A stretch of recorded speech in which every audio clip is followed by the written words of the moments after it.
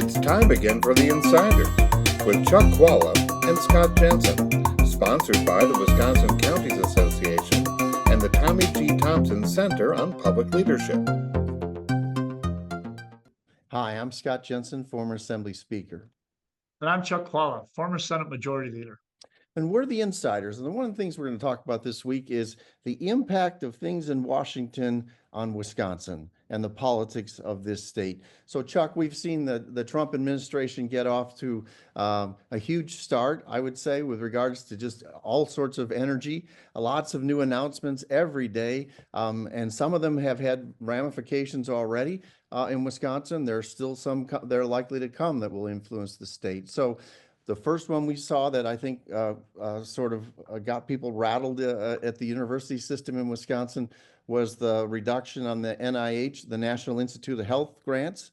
And people were like alarmed by that. There's other changes that they've made at USAID and all sorts of other agencies, tariffs, a lot of things coming up. What do you think the impact is going to be here in Wisconsin on the regular people and on politics? Tariffs, and we've talked about the fact that tariffs and certain other things could have major impacts on Wisconsin. There are some things like NIH funding. Here's the problem. This is a problem with politics. This is a problem with democracy, actually. Everyone who runs is elected for a term of 2 years, 4 years, or 6 years. Certainly no more than 6. I don't think we can point to things in the United States where that's true. What's the problem with that? It means that all of these political people running for office are incentivized to do something that will get them credit within 2 years, 4 years, or 6 years. And if it doesn't, they're not so interested in it. So politics ends up being a problem that happens really over, you're incentivized to solve the emergencies and the short-term problems and not deal with the long ones. NIH is a long-term problem. No one will know 10 or 12 years from now if we didn't solve childhood problems with whatever cancer it would be. And though there might be 100 or 1,000 or 10,000 children who may have been saved, we won't know it. So the problem that I have is that there will be things that politically won't make any difference for people, but are important. And this is the problem with what I see as a meat cleaver approach to what's a scalpel issue. People agree that there's fraud, waste, and abuse, and it ought to be ferreted out. I agree with that.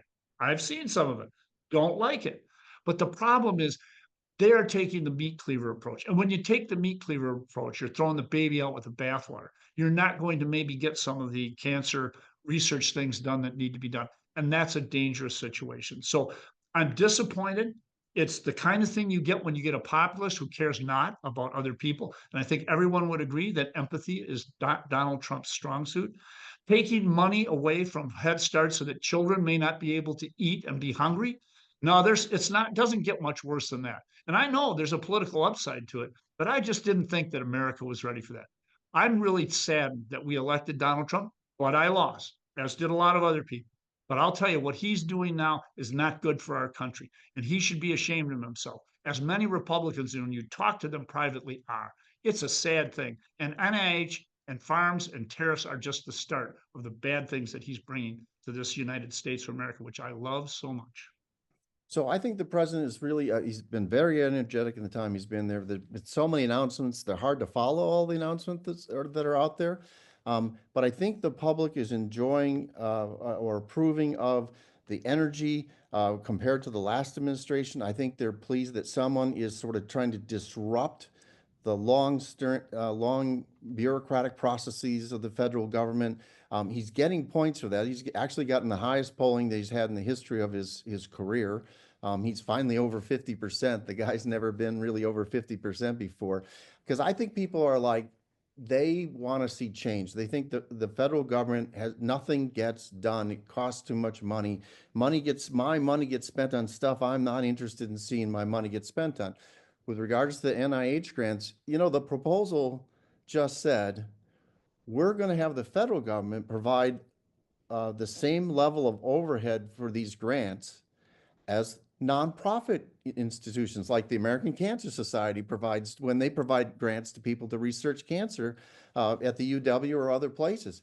They only provide 15% only allow 15% of the grant to go to overhead, administration and salaries and things like that. And the federal government has had a policy of doing 30 to 50%. That is just way outside the norms for grants for overhead. So they squished it down. People screamed bloody hell.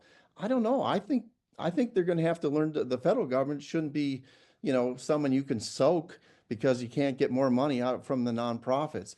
The same thing with the USAID. I think most people, unfortunately, don't see the value of foreign aid. I think there is value of that sort of foreign aid. I thought Mark Green did a great job at that agency. But when you see some of the things that our money went for, when you hear the list of grants that was made for that, I think people just say, well, good. And I'm afraid, you said don't throw the baby out with the bathwater. I think they are willing to let them break a few things in an effort to get real serious change in the government. I'm hoping that Wisconsin isn't one of the things where we pay a price for this. But I do think that there's this, people are just really frustrated that the government doesn't seem to get anything done, and it just costs way too much money. That is right, that there are certainly things that should be done, and I think that many people would agree. But let me just take what has to happen is you have to go beyond the bumper sticker to understand this stuff, and that's the problem that we have right now in politics. Let's talk about NIH. Why is there a higher overhead allowance there? If you talk to researchers at the UW and elsewhere, what you'll find is that, of course, the Red Cross or whatever, or Cancer Society has to be able to say to the people they're asking for their private money, no, this isn't going for overhead. This is going to make a difference. Guess who makes up that difference? It's the NIH, because they understand the fundamentals of what needs to be in place in order for the Cancer Society to raise the money to get the additional dollars that will get us over the finish line. That NIH additional overhead is appropriate. They try to make it sound like it's not, but it is. And if we actually had an in-depth discussion beyond the bumper sticker, people would understand that.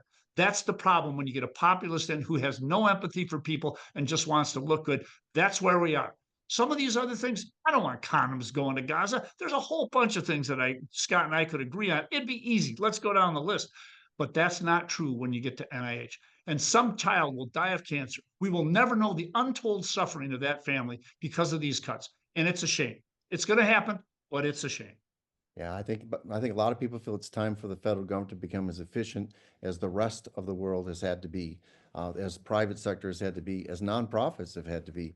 So I think the president's on the right track here. Unfortunately, they're breaking some eggs while they're making this omelet, but they are making progress on things I think people care about. But we will see what the impact will be on Wisconsin. We'll see what the courts say. See you next time. You've been listening to The Insiders with Chuck Chvala and Scott Jensen, sponsored by the Wisconsin Counties Association and the Tommy G. Thompson Center on Public Leadership.